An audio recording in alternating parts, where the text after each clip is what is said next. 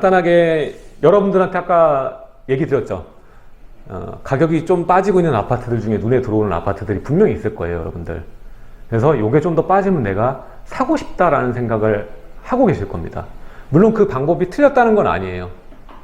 근데 멘탈을 좀 강하게 잡고 들어가야 돼요. 지금은 23년의 상반기나 하반기에 시장이 어떻게 될지 전혀 모르는 상황이기 때문에 지금 사셔도 좋은 가격에 사는 거거든요. 10년 뒤를 봤을 때. 근데 당장 1, 2년 뒤를 봤을 때는 좋게 사는 게 아닐 수도 있거든요. 그렇죠? 그런 기본적인 거는 여러분들 마음 드시고 기존 아파트는 투자를 하는 거예요. 그리고 그런 그 스트레스 마저 받기 싫다. 내년, 내후년에 그 감정을 받기 싫다면 지금 아예 처음 시작하는 프리미엄이 존재하지 않는 그런 시장에 접근하는 거예요. 2부에 나올 이 모아타운 같은. 예. 그러니까 아파트를 사고 싶어도 돈이 있어야 되잖아요. 아무리 뭐 빠졌다고 해도 여러분들 매매가 빠졌지만 전세가도 빠졌습니다. 투자금은 크게 변동이 없는 단지가 많아요. 자, 15억 대출 완화 소식은 여러분 다 들으셨죠? 보셨을 거잖아요. 15억 대출이 풀리게 되면 어떻게 될까? 그걸 생각을 해야 되는 거거든요. 15억 대출 풀리면 부동산 시장이 살아날까요? 자, 15억 대출이 풀리게 되면 시장의 움직임은 반드시 있습니다. 반드시 있어요. 지금 거의 1년 반 이상 갈아타기를 할 수 있는 수요들이 움직이질 못하고 있었어요. 그리고 앞으로도 움직이기가 쉽진 않습니다. 왜? 본인의 주택 팔아야지만 갈 수 있으니까. 이 상승기에는 본인의 주택을 냅두고 사는 게 너무나 당연스러운 거였지만 이러한 조정 하락장에서는 본인의 주택을 먼저 팔고 가려는 심리가 강해요. 예. 그러다 보니까 본인의 주택을 먼저 팔고 움직이려는 그 수요들 때문에 이게 장이 빨리빨리 돌아가진 않아요. 다만 이게 지금 중첩이 되고 누적되는 상황에 갈아타고 싶어하는 사람들의 돈이 어디 가진 않습니다. 그러다 보니까 시기만 맞으면 이제 움직이게 되는 거고, 원래 지금도 갈아타기를 생각하는 사람들이 필요한 돈이 이게 풀리는 순간 줄어들게 돼요. 원래는 10억이라는 돈이 필요했는데 이게 풀리게 되면 줄어드는 거예요. 현저하게. 예. 물론 뭐 DSR 문제가 있긴 하겠지만 그렇게 됐을 때 갈아타기 수요들은 움직일 겁니다. 그게 시장의 파동을 얼마나 줄지는 저도 모르겠습니다만 일단 국지적으로 일정 지역은 회복세가 굉장히 빠를 걸로 보여져요. 제가 말하는 건 이제 회복세입니다. 상승장이 아니라요. 예. 자, 금리가 안정되는 안정기가 오지 않는 이상 그 안정기라는 것은 이제 얘네들이 계속 뭐 0.75, 0.75 발표하는 이러한 과도기가 아니라 향후에 그냥 보합 그대로 가는 게 2, 3회 진행되다 보면 아 이제 끝나나 보다라는 생각을 하게 돼 있어요. 그리고 주식시장 같은 경우에도 미리 선반영을 다 때려 맞아 있는 상황이기 때문에 이미 주식시장은 금리가 기준금리가 5%의 상황을 맞닥뜨린 그런 반영이 돼 있는 거예요. 근데 추후에 그렇게까지 가지 않거나 혹은 이 보합 상태로 가게 되면 다시 이 위축됐던 심리는 살아나게 돼 있습니다. 예. 그래서 그랬을 때 회복장이 오게 되겠는데 일단 그 회복장을 도와줄 수 있는 윤활유가 이 15억 이상 초과하는 아파트도 대출을 해주는 게 되는 것이죠. 자, 그랬을 때 이 윤활유가 정말 먹혀 들어갈 수 있는 곳은 어딘가 이거를 생각해 봐야 되는 거예요. 그리고 지금 많이 눌려있는 데가 어딘가를 우리가 생각해 봐야 돼요. 많이 눌려있는 데일수록 회복할 때 회복력이 굉장히 빠릅니다. 예. 그 회복력이 빠를 수 있는 자리를 찾아서 갈아타기를 하는 것이 지금 이 15억 대출의 모멘텀, 호재죠. 그 호재를 받을 수 있는 단지를 고를 수 있는 전략이라고 정리를 해볼 수가 있는 거죠. 그래서 15억 대출이 풀리면 이곳이 가장 많이 오릅니다라고 얘기했던 거는 바로 15억 대출이 풀리면 지금 이곳이 가장 많이 눌려 있는데 이게 풀리면서 얘 눌림목이 거칠 것 같습니다라는 거예요. 네. 살펴볼게요. 자, 맨 먼저 15억 초과 아파트 대출 금지 그게 19년이에요. 19년 12월 12.16 대책에 나온 규제 카드입니다. 그래서 구간별로 나눴죠. 9억, 그리고 9억 넘어가는 거는 20%, 그리고 10억 초과는 안 나오는 식으로 바꿨습니다. 그래서 대출 나오는 것이 기존에서 확 줄어들었죠. 자, 그러다 보니까 15억에서 20억 중가 아파트가 영향을 가장 많이 받게 됩니다. 이때 2020년에 그 거의 1년이죠. 거의 8월, 9월 그때까지 계속 눌려 있었던 것 같아요. 가격이. 네. 그래서 수요들이 대출이 이게 안 되니까 대출이 가능한 수요로 주택으로 수요가 전환됐어요. 그래서 이게 그때 당시만 해도 14억 8천, 14억 9천 아파트 거래가 굉장히 많이 찍혔어요. 대출이 되는 주택으로. 자, 그래서 이것만 있는 게 아니라 또 중간에 12억까지, 이제 원래 9억까지만 비과세였는데 12억까지 비과세가 확대됐죠. 그러다 보니까 하단부에 있는 주택이 상단으로 갈 수 있는 상승 모멘텀을 많이 받은 거예요. 일단 위에 있는 수요를 빨아들였죠. 그리고 비과세가 늘어나니까 거기까지는 양도세가 안 나오잖아요. 그 가격까지는 쾌속으로 올라가는 거예요. 그리고 세 번째 호재는 임대입법 들어갔잖아요. 2020년 8월. 그때 전세가가 8월부터 11월까지 미친 듯이 올라갑니다. 거의 2배를 찍었어요. 1.5배에서 2배 정도 찍은 것 같아요. 그러다 보니까 그 높은 전세가를 바탕으로 갭으로 갈아타게 하는 수요가 많이 발생했죠. 그리고 그 갭으로 하다 보니까 대출과 상관없이 이 15억에서 20억 중가 가장 영향 많이 받은 아파트가 그때서야 갔어요. 그때 가서 좀 오르게 된 거죠. 그리고 21년이 그래서 어떻게 보면 가장 많이 오른 해예요. 그 전반에 20년 하반기에 오른 전세가를 바탕으로 다 상승세를 21년 구간에 가져갔으니까. 자, 그래서 거래는 적은데 이 하위 주택, 이제 15억이 안 되는 주택과의 가격차를 벌리면서 상승을 했다는 겁니다. 근데 이게 완화책이 나온 거예요. 자, 여기서 봐야 될 거는 이제 무주택자 LTV를 50%로 완화해 준다라는 거죠. 이제 주택이 있는 사람이 아니라 무주택자인 거예요. 이거 좀 나눠서 봐야 될 필요가 있는데, 자, LTV 규제는 보유주택, 규제지역, 가격별 차등 적용. 지금 현행은 그렇잖아요. 뭐 40%, 그리고 20%, 안 돼, 그리고 70%, 60% 막 나뉘어 있잖아요.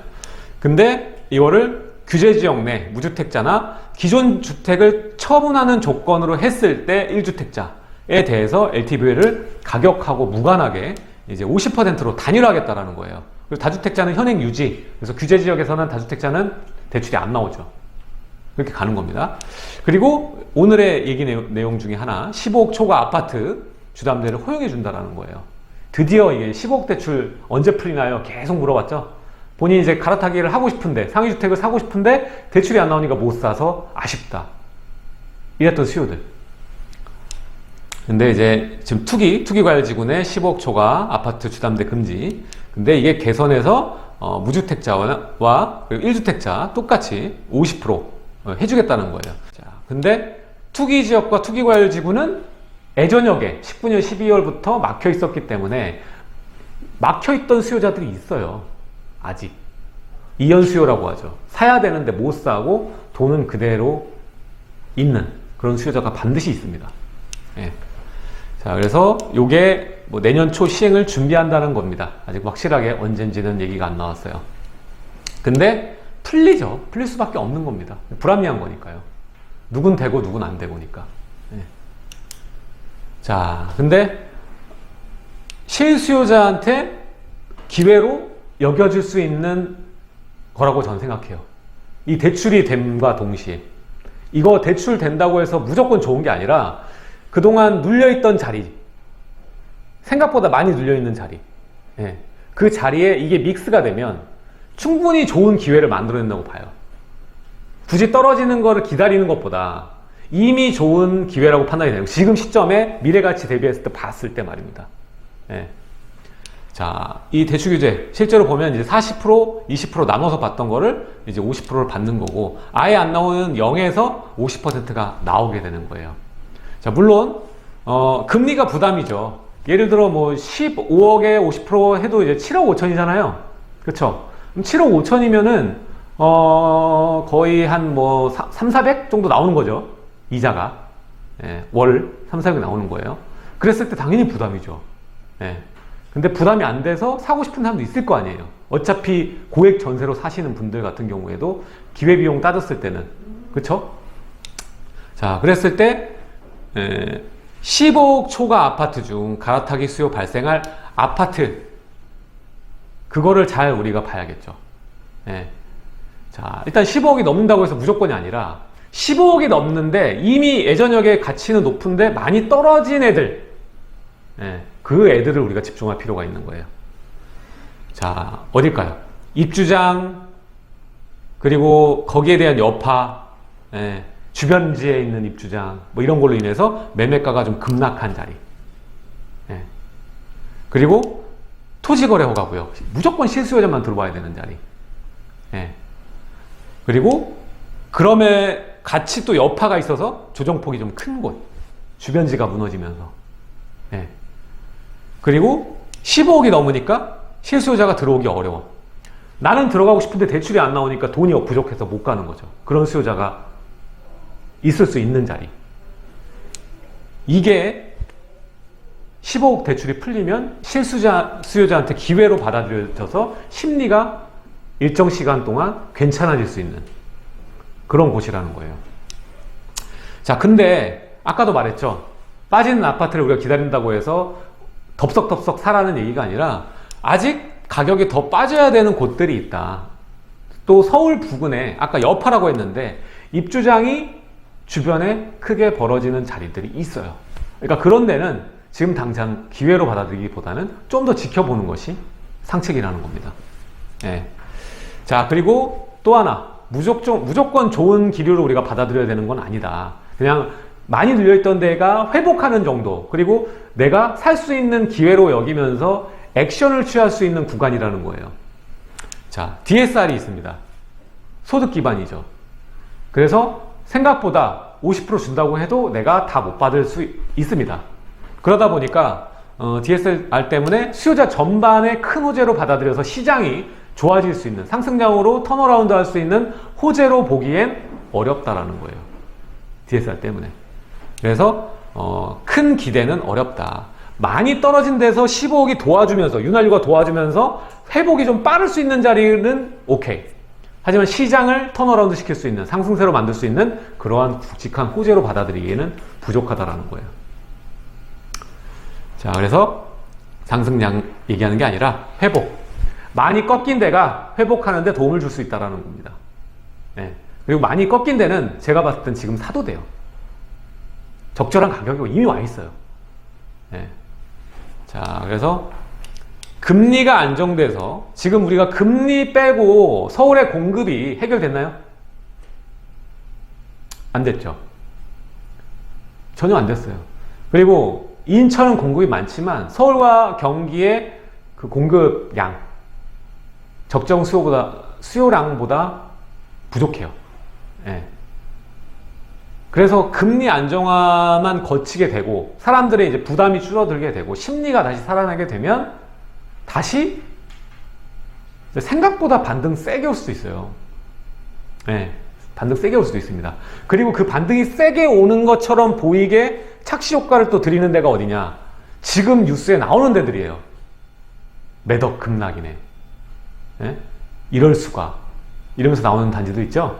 그런 애들이 반등 시게 올 수 있는 자리들이 있어요. 예. 그걸 아셔야 됩니다.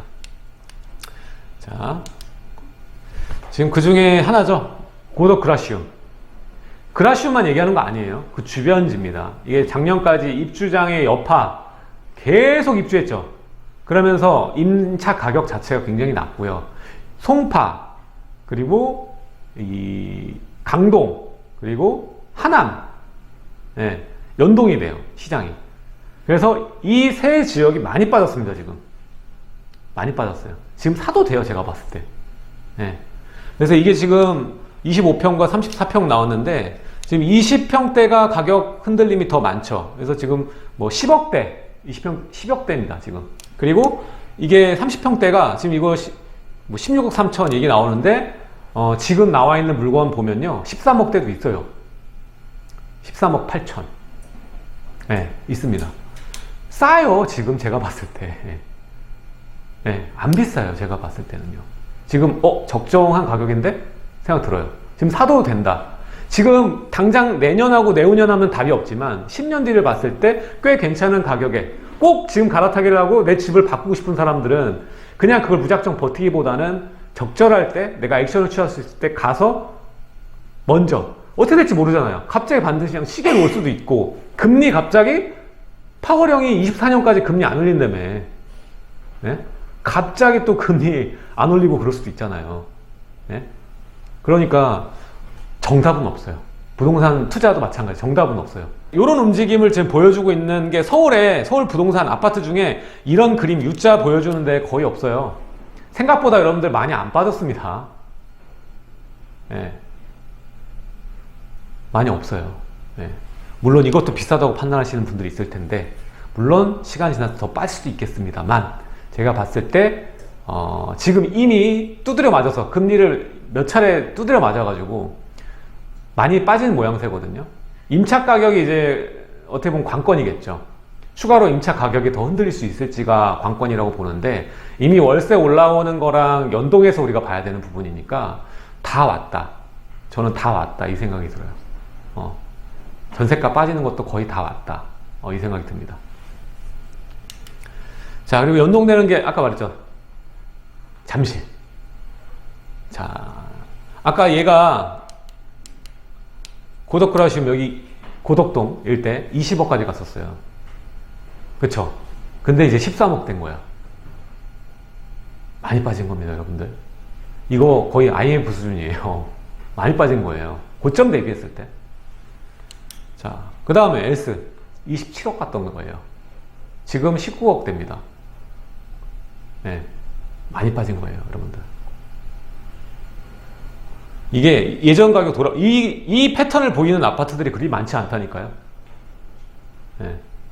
그래서 지금 혹여나 조금 더 상급지를 찾아서 생각하는 분들 같은 경우에는 이런 데는 10억 대출 풀리면 빨리 올라갈 거예요. 네. 그러니까 그때 상황이 이제 맞닥뜨려지면 좀 달라질 거예요. 뭔가. 네.